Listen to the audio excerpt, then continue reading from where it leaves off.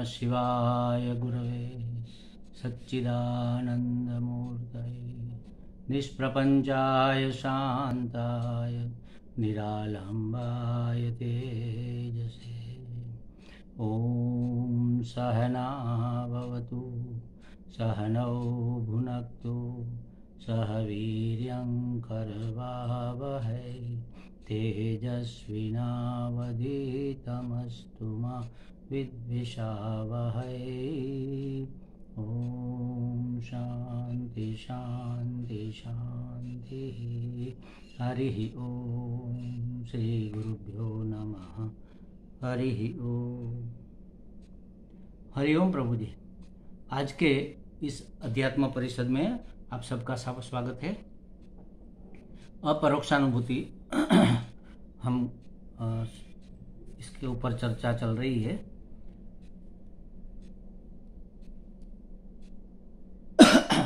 तीन श्लोक करीब पूरा हुआ है। देखो उसमें क्या कहा कि जैसे हमें कहीं जाना है तो कहीं जाने के लिए यहाँ जो भी है उसको छोड़ना होगा। बिना इसको छोड़े इस स्थान को छोड़ना होगा। इस स्थान को छोड़े बगैर हम कहीं जा कैसे सकते हैं। यहाँ की इस स्थान की सुविधाओं को छोड़ना होगा। यहाँ की सुविधाओं को साथ लेकर नहीं जा सकते।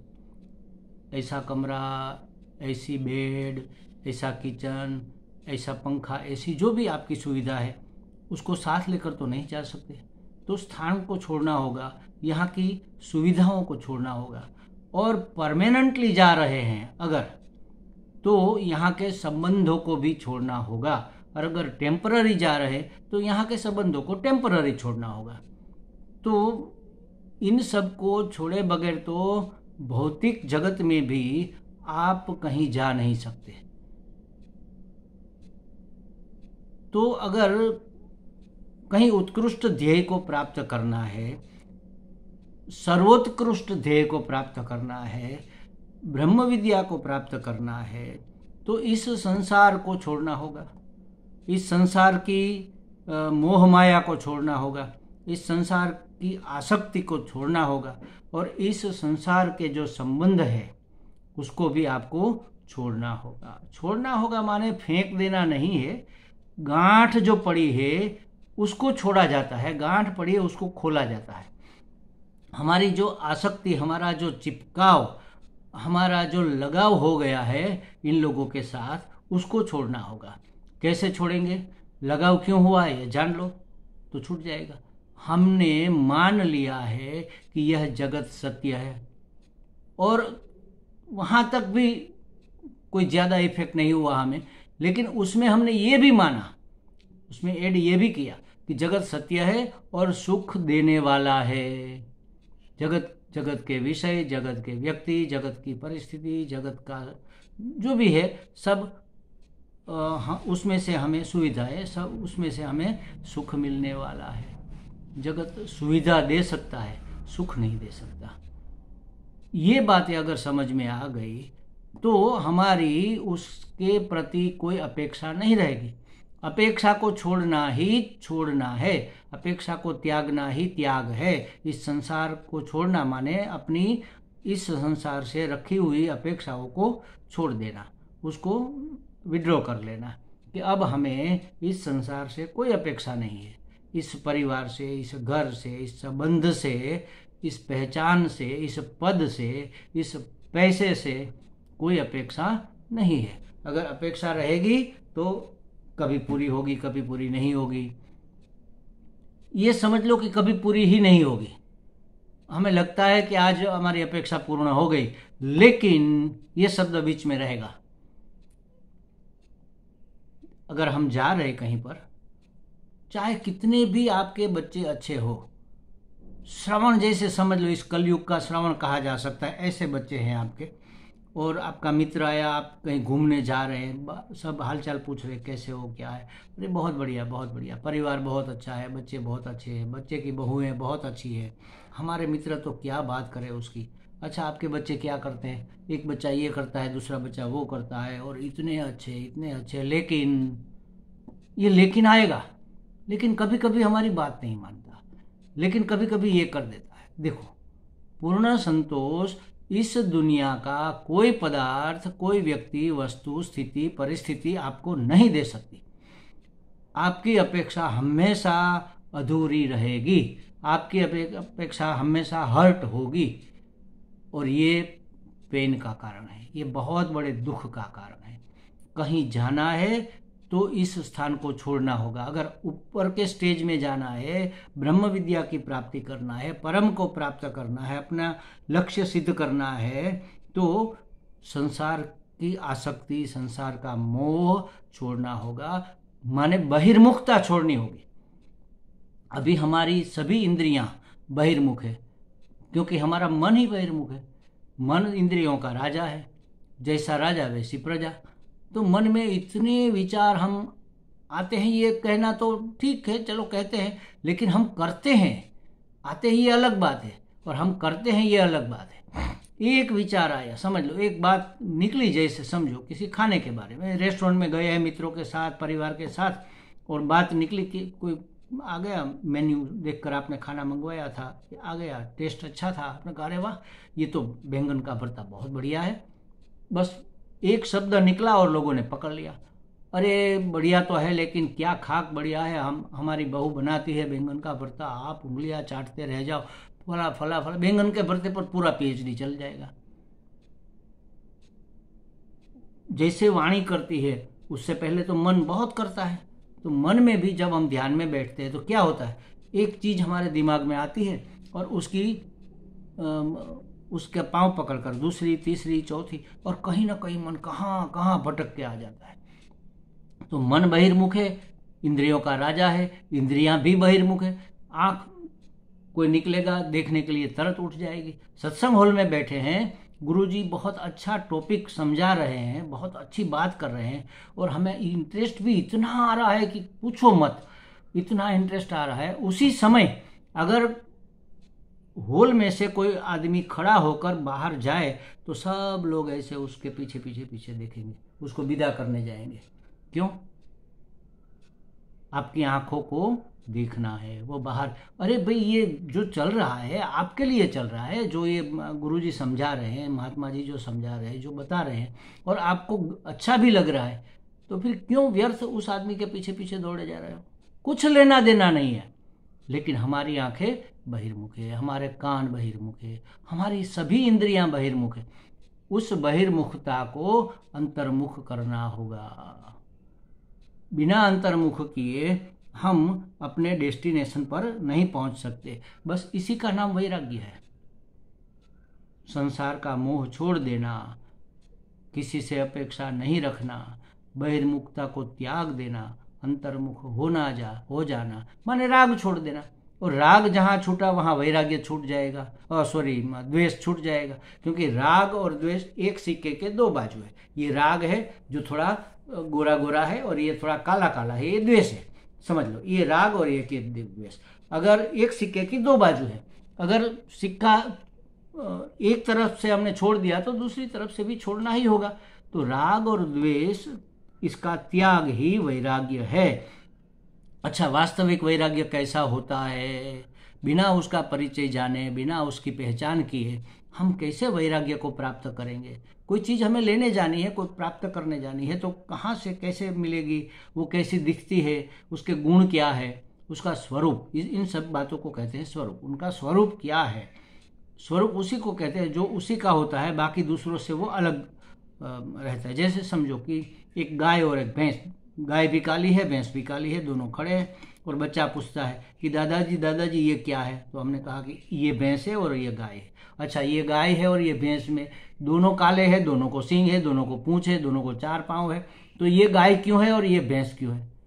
तो हमें उसका स्वरूप, उसमें कोई ऐसा लक्षण दिखाना होगा जिससे वह डिफरेंस कर सके। तो गाय के यहाँ गले के पास वो जुल रहती है, गुदड़ी रहती है, एक लटका हुआ चमड़ा रहता है, वो भैंस में नहीं होता।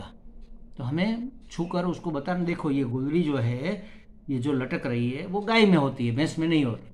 अब बच्चा जब भी देखेगा तो वो गुदड़ी को देख लेगा कि अगर ये है तो गाय है, ये नहीं है तो भैंस है।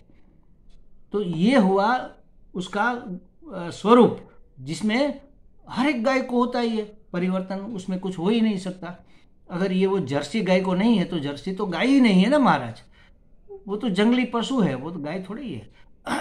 तो कहने का मतलब यही है कि स्वरूप वैराग्य का जाने बगैर हम वैराग्य का वर्णन कैसे कर सकते हैं। तो वैराग्य कैसा होना चाहिए, किसको वैराग्य कहते हैं, ये आगे के श्लोक में हमें बताया जा रहा है। श्लोक नंबर 4, श्लोक नंबर 4। ब्रह्मादिस्थावरान्तेषु वैराग्यं विषयेष्वनु यथैव काकविष्टायां वैराग्यं तद्धि निर्मलम्। क्या कहा देख लो, एक एक चरण को हम समझते हैं। उसमें कहा ब्रह्मादि स्थावरांतेषु, ब्रह्मा से लेकर स्थावर पर्यंत, स्थावर तृण और ब्रह्मा जी जो सृष्टि का सबसे पहला सर्जन, सबसे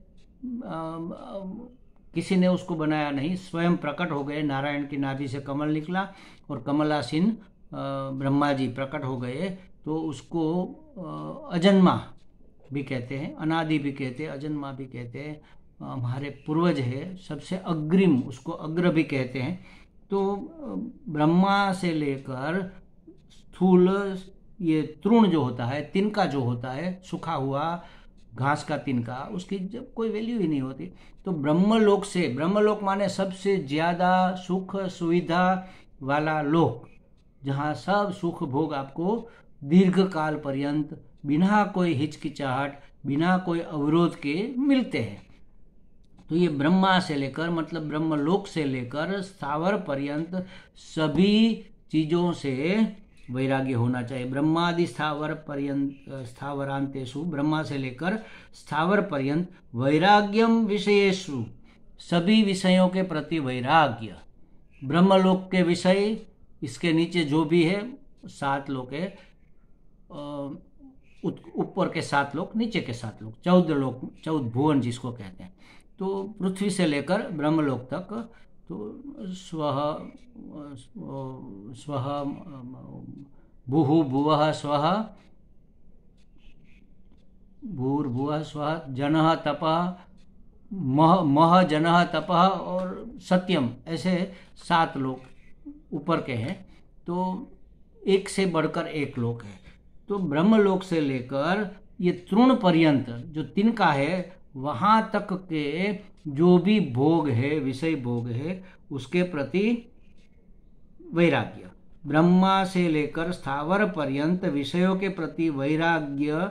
वैराग्य माने राग द्वेष का राहित्य, राग द्वेष राहित्य होना। यथैव काकविष्टायाम तथैव, कैसा वैराग्य होगा? यथैव काकविष्टायाम, कौवे की विष्ठा पड़ी है कहीं पर, तो उसका हमारे मन में कोई महत्व नहीं है, उसके प्रति देखा न देखा और हम चल दिए।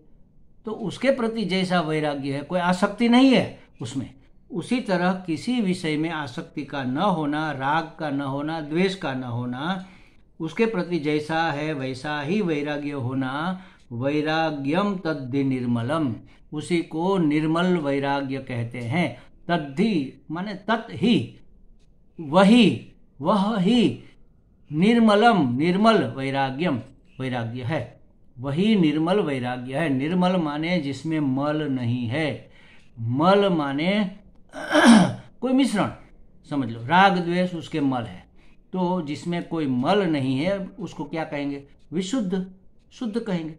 वही शुद्ध वैराग्य है, वही विशुद्ध वैराग्य है। ऐसा वैराग्य किसके प्रति होना चाहिए? सभी विषयों के प्रति।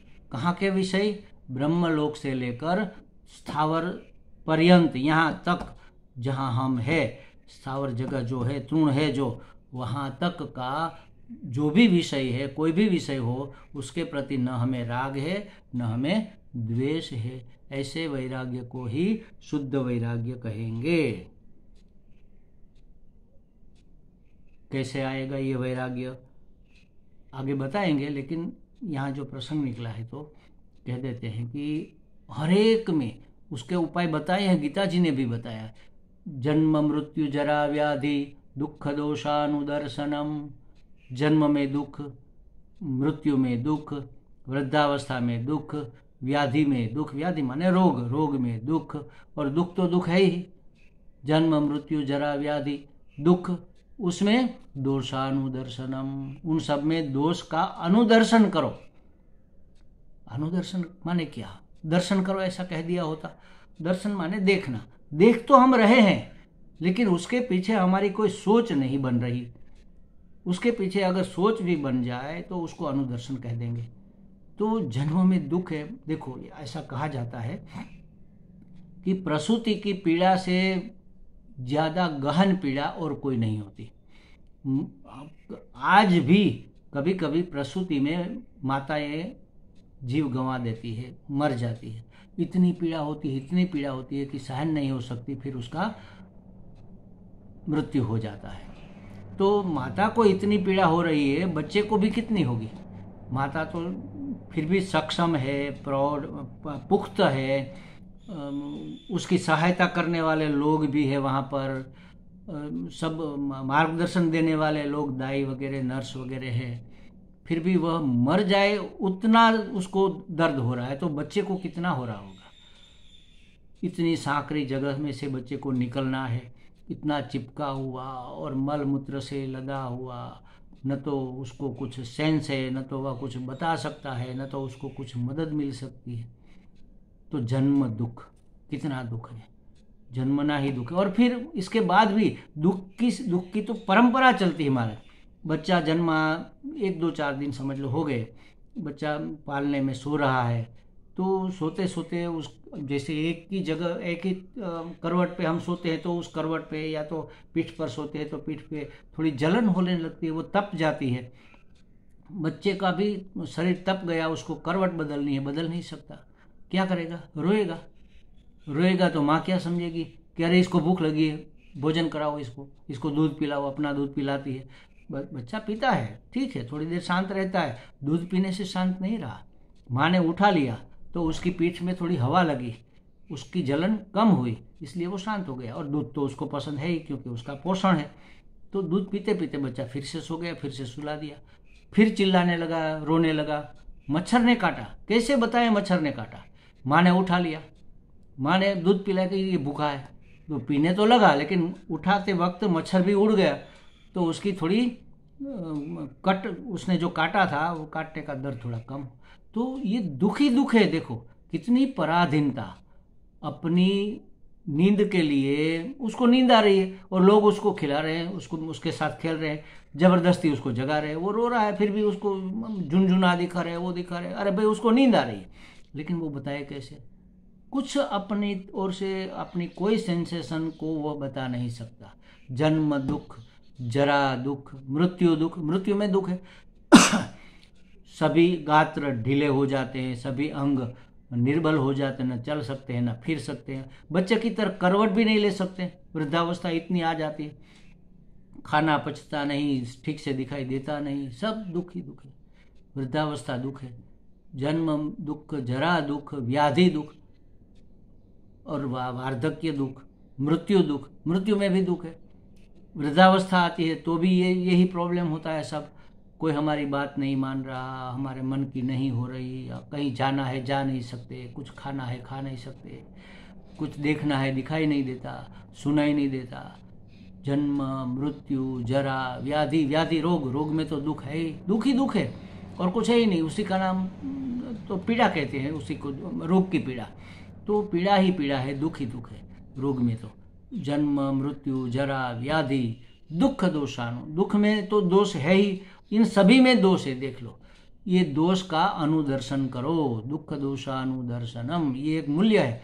ये वैराग्य व्याप्त करने के लिए बहुत अच्छी टेक्निक भगवान ने बताई है कि इसके ऊपर आप विचार करो तो आपको वैराग्य होगा कि अरे ऐसा जीवन है, इस जीवन को नहीं चाहिए। चलो अब ऐसी इस जीवन में जब बीत गई सो बात कही, लेकिन अभी बहुत सारा जीवन बाकी पड़ा है, तो उसमें ऐसा कुछ करते हैं कि ये सब दुख आने न पाए। ये सब दुख कब नहीं आएंगे? जब जन्म ही नहीं होगा तो मृत्यु कहाँ से होगी, और जन्म ही नहीं है तो वृद्धावस्था कहाँ से आएगी, और जन्म ही नहीं है, हम आए ही नहीं है तो रोग किसको होगा? तो जन्म मरण के चक्कर से मुक्त हो जाना, इसके फेरे से मुक्त हो जाना, इससे बढ़कर और कोई उपाय नहीं है। तो हमारे एक मित्र थे, बहुत सुखी संपन्न परिवार से हैं, और बच्चे भी बहुत सेवा भावी अच्छे हैं, प्रेम से भरे पूरे हैं, उसको बहुत प्रेम करते हैं। बड़ी उम्र है उसकी, बुजुर्ग है हमारे मित्र, 85-86 के ऊपर है समझ लो। उसके नाखून में भी रोग नहीं है, कभी उसको रोग हुआ ही नहीं। ये कोरोना में भी उसको कुछ नहीं हुआ, और इतने सशक्त है। आज भी वो क्या कहते हैं, हिल स्टेशन पर हीलिंग, क्या कहते हैं उसको, हिल स्टेशन पर वो जाते हैं चढ़ने के लिए, सब लोग जाते हैं ना, कैंप होता है उसको, यहाँ है लेकिन यहाँ नहीं आ रहा है, ट्रैकिंग के लिए आज भी जाते हैं 86 के, और कहीं पर भी व्हीकल लेकर नहीं जाते, चलकर खट खट खट खट के ऐसे मिलिट्री मैन की तरह जाते। और जब ये सत्संग में बात चली कि भाई जन्म मृत्यु के चक्कर से मुक्त होना है, तो वो हंसने लगे, कहने लगे स्वामी जी सब लोग कहते जन्म मृत्यु के चक्कर से निकल जाओ, क्या दिक्कत है, क्या तकलीफ है, मजा ही तो है इस जीवन में, क्या मुश्किल है? अरे भाई तुम्हारे पूर्व के पुण्य पके हुए हैं, इसलिए तुम्हें ये सुविधा सुख मिल रहा है। जब बाजी पलटेगी, पुण्य खत्म होंगे और पाप जब प्रकाशित होंगे और दुख आएगा, तब लगेगा कि यहाँ से छूटना चाहिए। तो ये विचार करने से वैराग्य व्याप्त होता है। वो क्या कहते हैं, भर्तृहरि जी ने, उसने भी कहा है कि सब दुख ही दुख है, सब पीड़ा ही पीड़ा है, सब में भय रहा हुआ है। भय में दुख होता है क्या, कहाँ कहाँ भय है देखो, भोगे रोग भयम, कोई भोग करता है कुछ किसी चीज़ का तो रोग होने का भय होता है। हमें सिनेमा अच्छा लगता है, देखते रहे तो क्या होगा, आंखें खराब हो जाएगी। आजकल मोबाइल में फेसबुक वगैरह जो सब चलता है, पूरा दिन लोग उसी में लगे रहते।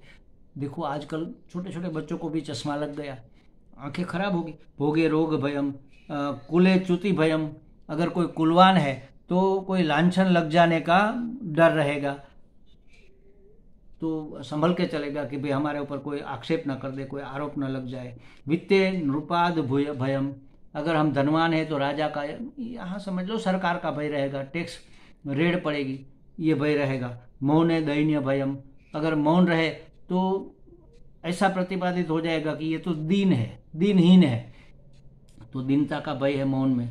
और बले रिपु भयम, कोई बलवान है, कुश्तीबाज है, पहलवान है, तो उसको दुश्मन का भय रहेगा कि कोई हमें परास्त कर देगा, हमें हरा देगा, तो बलवान को भी शत्रु का भय रहता है। और रूपे जरा भयम, रूपवान जो है, स्वरूपवान है, उसको वृद्धावस्था का भय रहता है। एक बाल यहाँ पर सफ़ेद हो गया, वो मर गए, अरे मेरे बाल सफ़ेद होने लग गए। एक झुर्री पड़ गई यहाँ पर, अरे मैं बूढ़ा होने लग गया। किसी को अच्छा नहीं लगता। इसीलिए तो ये डाई वाई सब क्या है, हेयर को कलर करने का ये जो सिलसिला चला है, क्यों? क्योंकि हम वृद्ध दिखना नहीं चाहते। हमारे एक दूसरे मित्र है, वो कहते थे कि सबके सामने युद्ध करो, सबसे लड़ो, कुदरत से मत लड़ो। जो कुदरत का क्रम चल रहा है उसके सामने मत पड़ो। तो इसका कहने का मतलब यही था कि 5-10 बाल अगर आपके सफ़ेद हुए हैं और आप डाई करेंगे तो 50 सफ़ेद हो जाएंगे। ये हमने देखा है, डाई का साइड इफेक्ट होता है। तो कहने का मतलब ये है कि रूपवान को ये कुरूप होने का, वृद्धावस्था होने का डर लगता है, डर रहता है। और शास्त्रे वाद भयम, को कोई शास्त्रज्ञ विद्वान है तो कोई विवाद करने वाला आ जाएगा, उसकी बात को काटने वाला, ये भय रहता है। गुणे खल भयम, गुणवान को दुर्जनों का भय रहता है। जो गुणवान होते हैं, सज्जन होते हैं, उसको तो दुर्जन परेशान करते ही है। काले कृतांतराद भयम, और मृत्यु का भय रहता है शरीर में, काल आएगा, हमें खा जाएगा, हमारी मृत्यु हो जाएगी, इस तरह का भय रहता है शरीर में भय। इस प्रकार सभी पदार्थ में भय ही भय है। सर्वे वस्तु भयावितम भुवि नृणाम वैराग्यम एव अभयम, मनुष्य के लिए सब भयप्रद है, एकमात्र वैराग्य ऐसा है जिसमें कोई भय नहीं है। देख लेना आप, वैराग्य में कहीं पर भय नहीं है, बाकी सब में भय, सभी पदार्थ भय युक्त है, एकमात्र वैराग्य अभय है। ऐसा जो जानता है वह विषयों को छोड़ सकेगा। विषयों में और विषय के निमित्तों के प्रति अब उसका राग नहीं रहेगा। विषयों में राग नहीं रहेगा माने विषयों में तो नहीं रहेगा, विषय संग्रह में भी नहीं रहेगा, मतलब परिग्रह भी छूट जाएगा और विषय भी विषय में और विषय के परिग्रह में उसका राग नहीं रहेगा। विषय के निमित्त में और विषय के फल में भी उसका राग नहीं रहेगा। विषय के निमित्त जैसे समझो पुरुष के लिए स्त्री विषय है, स्त्री के लिए पुरुष विषय है, और भोजन का विषय है, देखने का विषय है, श्रवण इंद्रिय का विषय है, तो इन विषयों में अब उसे राग नहीं रहेगा। लेकिन कुछ कर्म किया तो उसका फल तो मिलेगा, तो फल में भी राग रहता है कि हमने इतना काम किया तो हमें ये बदला जरूर मिलना चाहिए, तो ये भी फल में भी अब उसको इंटरेस्ट नहीं रहेगा। विवेक चूड़ामणि में यही बताया है कि इहा मूत्र फल भोग विराग, इह माने यह, अमूत्र माने पर, इस लोक में और परलोक में मिलने वाले जो भी फल है, फल माने सुख सुविधा भोग, जो फल मिलने वाला उसके प्रति विराग, उसको कहते हैं वैराग्य। उसके प्रति राग का अभाव।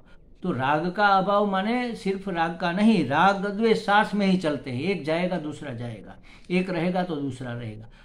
हमें लगता है कि द्वेष छोड़ना आसान है, राग छोड़ना हमें लगता है कि राग छोड़ना आसान है, द्वेष कठिन है। बात उल्टी है, द्वेष छोड़ना आसान है, राग छोड़ना बहुत कठिन, क्योंकि वह बहुत चिकना होता है, जल्दी से छूटता नहीं।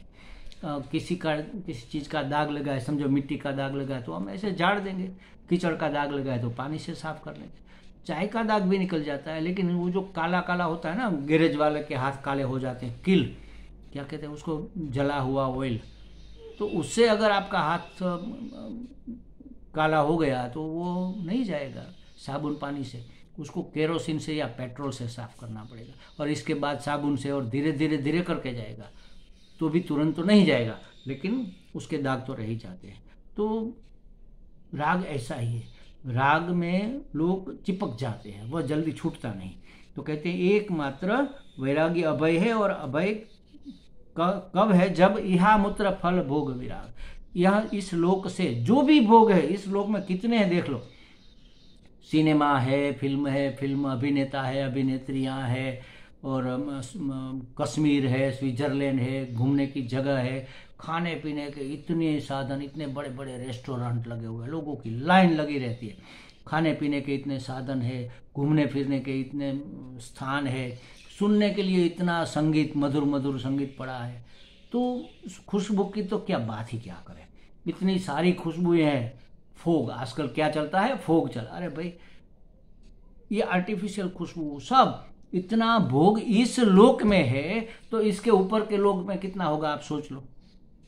इससे ऊपर समझो गंधर्व लोक है, पितृलोक है, कुछ भी है, भुव ओम भूर भुव स्वः मह जनः तपः सत्यम लोक तक ये सब भोग बढ़ते जाएंगे। सभी लोगों के भोग में हमें अब, क्योंकि वह अभी हम पुण्य कर रहे हैं, धर्मशाला बना रहे हैं, और कहीं डोनेशन दे रहे हैं, कहीं स्कूल में डोनेशन दे रहे हैं, सब कर रहे हैं, भूखों को भोजन करवा रहे हैं, क्यों, पुण्य होगा। पुण्य से क्या होगा, ऊर्ध्व गति होगी, ऊर्ध्व गति माने ऊपर का लोक मिलेगा। क्यों वह चाहिए, क्योंकि वहाँ सुख ज्यादा है, वहाँ जैसे जैसे ऊपर जाओ सुख, हमारे पुण्य का फल वहाँ मिलेगा, तो उस फल का भोग करने के लिए हमें जाना। तो इहा मूत्र फल भोग विराग, उसके फल का भोग करने से हमें कोई आसक्ति नहीं है, उसको कहते हैं वैराग्य। किसी विषय के भोग की इच्छा न होना वैराग्य है। भोग के साथ संग्रह भी आ जाता है, भोग संग्रह की इच्छा न होना वैराग्य है। देखो, अपने आप को गंवाकर, मतलब कि आत्मबोध के बदले में सृष्टि का समग्र वैभव भी मिल जाए तो किस काम का। निजानंद के बदले में, अपने आप को गंवाना माने निजानंद के बदले में सृष्टि की सल्तनत भी मिल जाए तो वह तृण के समान है, और हमारे पास कुछ भी नहीं है और हमें आत्मानंद प्राप्त हो जाए, तो इससे बढ़कर तो जीवन में कोई उपलब्धि हो ही नहीं सकती। यह तो जीवन सार्थक है, जीवन का कुछ अर्थ तय हुआ, मतलब मिला उसका अर्थ। तो जीवन सार्थक है। क्यों? क्योंकि अगर स्वरूप की समझ आ जाए तो फिर क्या मेरा नहीं है। देख लो, अगर स्वरूप की समझ आ गई, हमें स्वरूप हमें स्वरूप की प्राप्ति हो गई, तो क्या मेरा नहीं है। क्या है स्वरूप?